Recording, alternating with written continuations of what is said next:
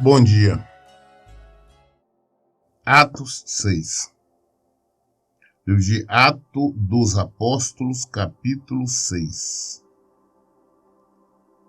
Ora, naquele dias, multiplicando-se o número de discípulos, houve uma queixa entre eles. Os judeus helenistas protestaram contra os judeus de fala hebraica aramaica, porque suas viúvas não estavam sendo atendidas na distribuição diária de alimentos. No início da igreja primitiva, a igreja, as pessoas se convertiam a Cristo, tinham tudo em comum. A igreja era assim. As pessoas, as alimentação, tudo atribuído. Não tinha ninguém que era dono disso ou daquilo. E sobrevivia exatamente com os dízimos, as ofertas, que mantinha que entre eles ali, eles comiam, bebiam, viviam.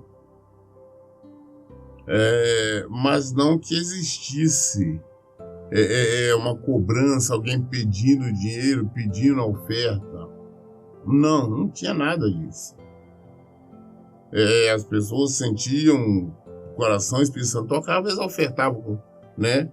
E o dízimo que eles tinham, recebiam, e aquilo ali servia para eles estar se mantendo.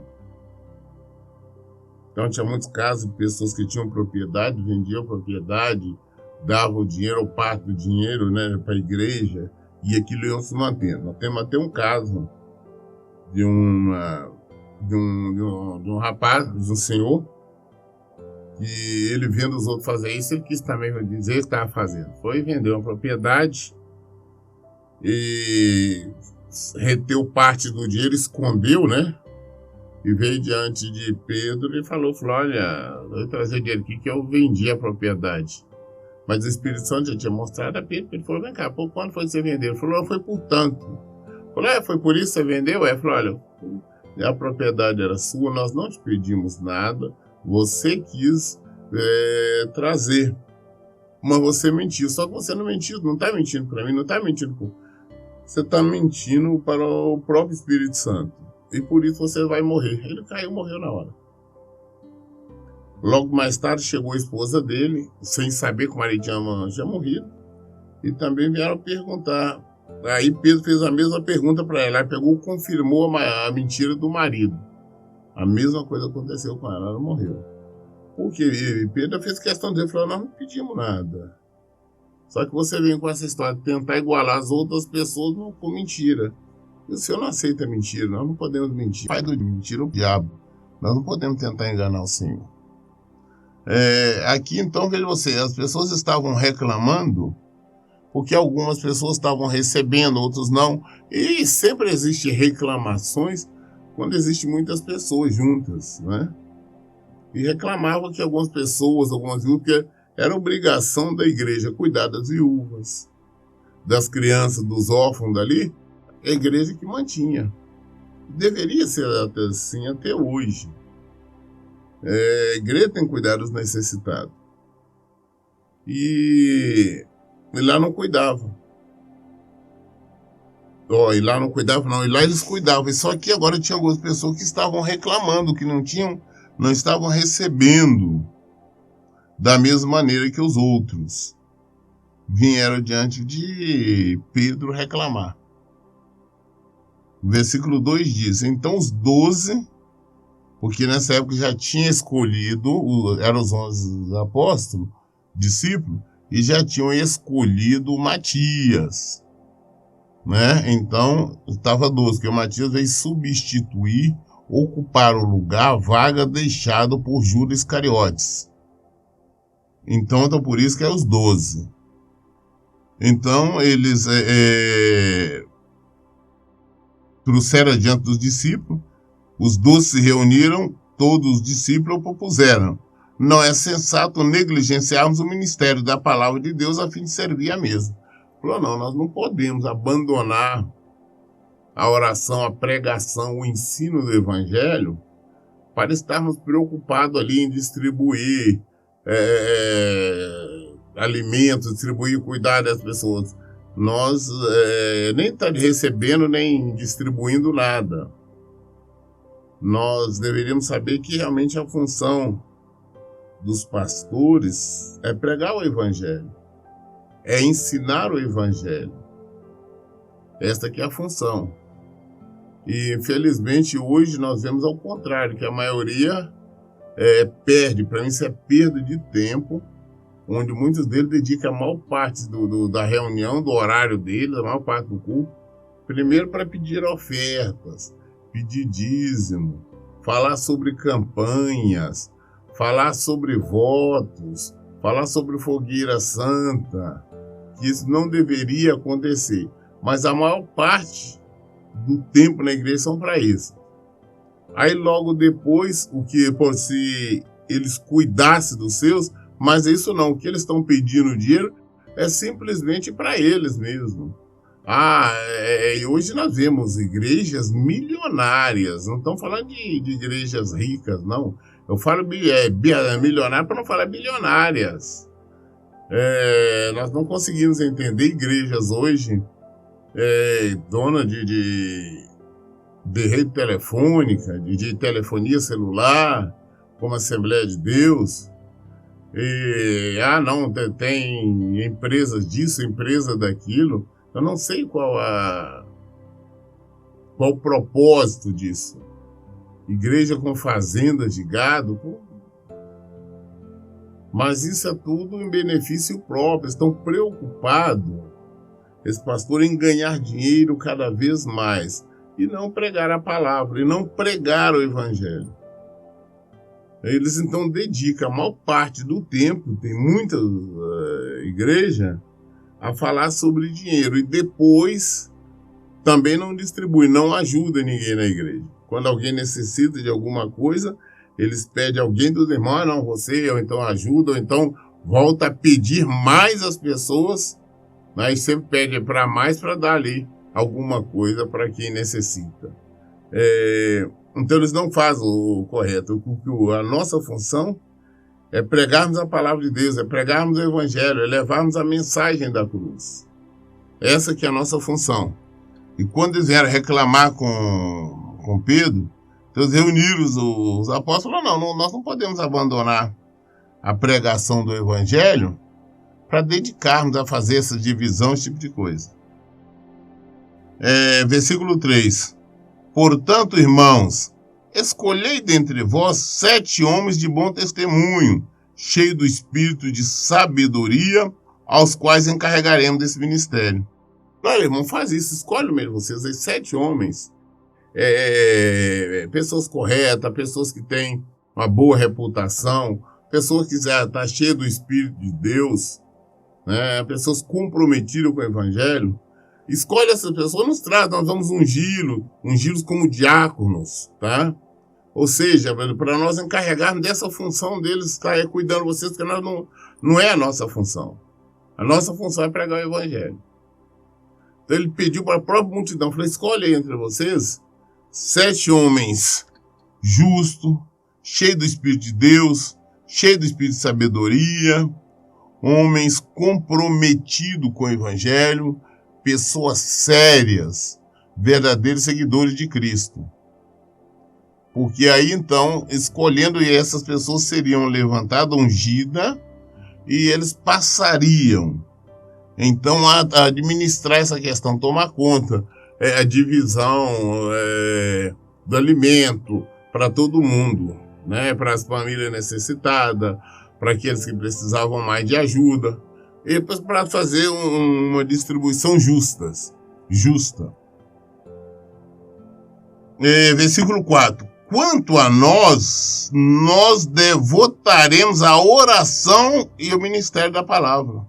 Porque nós não vamos levantar esse diácono para fazer isso, porque nós vamos ficar ministrando a palavra, ensinando o evangelho, orando, intercedendo por todos. Que a função do pastor é interceder pelas suas ovelhas, não só pelas suas ovelhas, como por todo o resto. orar, clamar diante do Senhor pela vida das ovelhas. A função do pastor é ensinar o evangelho, é ensinar a palavra de Deus. Essa que é a função. Não é outra, não. Não, tem que estar preocupado aqui, tá pedindo dinheiro, as pessoas, para isso, para aquilo. Não. Existe pessoas, nós levantamos pessoas para nos ajudar exatamente para isso. Para isso existe os diáconos, para isso existe os obreiros, para isso existem as pessoas que ajudam os ministérios. Para organizar, para saber, para fazer tudo que é necessário para que dê liberdade para que o pastor possa dedicar-se mais a ensinar o evangelho, a pregar o evangelho, e estar orando pelas pessoas. Então foi isso que Pedro falou. Falou, olha, nós vamos fazer isso. Versículo 5. Tal proposta agradou a todos. Então escolheram Estevão, homem cheio de fé e do Espírito Santo, além de Filipe, Prócoro, Nicanor, Timon, Pármenas e Nicolau, um convertido ao judaísmo proveniente da Antioquia. Desses aqui, então, esses 7 homens que o povo escolheram, apresentaram, a maioria deles aqui nós só vimos falar o nome deles aqui. Você não vê mais no resto da Bíblia. Mas não quer dizer que eles não foram importantes. Foram importantes, sim. Só que não houve nenhum fato grande que chamasse tanta atenção para estar relatando a Bíblia. A não ser o primeiro, né, que é Estevão, que nós vemos seguir logo no capítulo seguinte, no capítulo 7, nós vemos que ele foi morto, apedrejado, né? Foi morto a pedrada exatamente por ser um homem de Deus. E ele era cheio do Espírito Santo e, inclusive, ele teve um procedimento tremendo. No último momento, antes dele morrer, antes de dar o último suspiro, ele orou a Deus pedindo para que perdoasse os seus matadores, né? Seguiu o exemplo de Jesus. Então, eles escolheram esses 7 homens, né? São pessoas, às vezes, que você fala assim, às vezes a gente não presta atenção, mas da mesma forma também Matias, a escolha daquele discípulo que veio substituir a Judas Iscariote, você também não vê falar dele no resto da Bíblia. Mas nós sabemos que ele foi um discípulo, veio ser apóstolo para substituir Judas, mas mais nada dele, nós vamos falar dele na escolha dele, quando ele foi nomeado, né? E agora a maioria desses aqui, você vê falar em Prócoro, que eu me lembre. Então apresentaram esses. Versículo 6. Apresentaram-nos diante dos apóstolos, os quais oraram e lhe impuseram as mãos. Então trouxeram diante dos apóstolos, os apóstolos oraram, colocaram as mãos sobre a cabeça deles, oraram e abençoaram, para que a partir daquele momento eles agissem exatamente como diáconos ali, na administração, na divisão ali para as pessoas. Versículo 7. E a palavra de Deus era divulgada de modo que se multiplicava grandemente o número dos discípulos em Jerusalém. Inclusive, muitos sacerdotes obedeciam à fé. Então, enquanto eles dedicavam, esses 2 estão dedicando à pregação mesmo do evangelho, à oração, pessoas e pessoas eram convertidas, pessoas eram batizadas e aumentava muito. Cresceu muito a igreja. No início foi uma coisa fora do comum. Nós vimos que logo na primeira pregação de Pedro, nós vimos lá no início, no capítulo 2, foram convertidas, eu creio que foi 3.000 pessoas. E foi uma pregação dura, uma pregação severa. Está no capítulo 3, né? Aí então nós vemos ali que várias pessoas se arrependeram, né? E queriam ser batizados. Então ele só falou da seguinte forma: se para vocês, Pedro não falou coisa, arrependei-vos e convertei-vos para que assim seja pagados os vossos pecados. Foram 3.000 na primeira pregação de Paulo. 3.000 pessoas aceitaram. Muito bem. E não essas pregações melosas como tem hoje. Não essas pregações dizendo que Deus vai abençoar, que Deus vai dar, que Deus vai ser isso. Não. É a pregação, Pedro chamando eles inclusive de assassinos que mataram Jesus e tudo mais. Mas mesmo assim a igreja crescia, as pessoas se convertiam, vinham para Cristo, não em busca de uma bênção qualquer, mas vinham em busca do Senhor. O chamamento era para Cristo. Não, o chamamento não venha que você vai enriquecer, venha que você vai ser próspero, venha que hoje é de culto da vitória, hoje a campanha é para isso. Não tinha nada disso não, era verdade, o evangelho. É aquilo que Jesus prometeu para nós, salvação. É aquilo que Jesus prometeu para nós, vida. Então é essa a pregação. E as pessoas se convertiam. E você vê que fala que a palavra de Deus era divulgada de modo que se multiplicava grandemente o número dos discípulos em Jerusalém. Inclusive muitos sacerdotes obedeciam à fé. Versículo 8. Estevão, homem cheio de graça e do poder de Deus, realizava prodígios, sinais milagrosos entre a multidão. Então esse agora diácono, Estevão, cheio do Espírito Santo, ele realizava ali milagres no meio da multidão, proezas, sinais que ele fazia no meio do povo. No versículo 9, entretanto, levantaram-se alguns que pertenciam à chamada sinagoga dos libertos, dos judeus de Cirene e de Alexandria, assim como das províncias da Cilícia e da Ásia. E estes homens começaram a discutir com Estevão.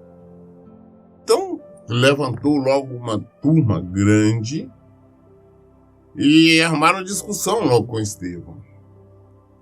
Vendo como Estevão estava agindo, Estevão ali, o homem cheio do poder de Deus, cheio do poder do Espírito Santo, operando milagres grandiosos, sinais maravilhosos, né? Cura, libertação, e cheio de poder de Deus. Por inveja, já se levantaram contra ele, já começaram a discutir com ele, já começaram a brigar com ele, já começaram a provocar. Isso é normal, as pessoas têm realmente, os religiosos se sentem incomodados quando se depara com o verdadeiro homem de Deus, quando está vivendo a palavra, pregando a palavra, enchendo o coração das pessoas de Jesus, da verdade única. Eles ficam com raiva, ficam com inveja e procuram até destruir as obras do Senhor. Versículo 10 fala: contudo, não podiam resistir à sabedoria e ao espírito com que ele argumentava. Não tinha como vencer da argumentação, porque o Estevão estava cheio do Espírito de Deus, cheio do Espírito Santo. Então não tinha como eles resistir. Versículo 11. Sendo assim, subornaram alguns outros homens para o caluniarem. Nós o temos ouvido proferir palavras ultrajantes contra Moisés e contra Deus. Então, como eles não podiam vencer a Estevão, esses aí eles contrataram, pagaram umas pessoas, falaram: olha, vocês têm que afirmar que ouviram Estevão falar contra Moisés e falar contra Deus. Que ao falar isso, o povo se revolta. E esse era o objetivo. Ele estava indo contra os preceitos. Olha como que o diabo age. O diabo está usando essas pessoas, são religiosas. E olha que nós estamos falando aqui, seria hoje, nós poderíamos falar que seria, por exemplo, o crente, que eles são de templo, eles são da sinagoga. Sinagoga é o templo, é a igreja. Tá?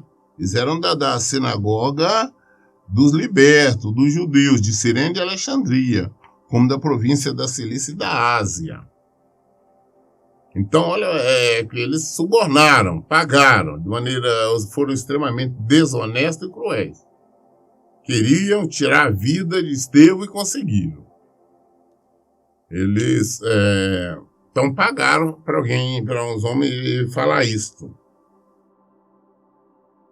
E hoje não é diferente, não. Nós vemos muitas igrejas e muitos pastores dando um falso testemunho, acusando outros, mentindo. Nós vemos pessoas que se dizem crentes e cristãs, mentindo, acusando um outro.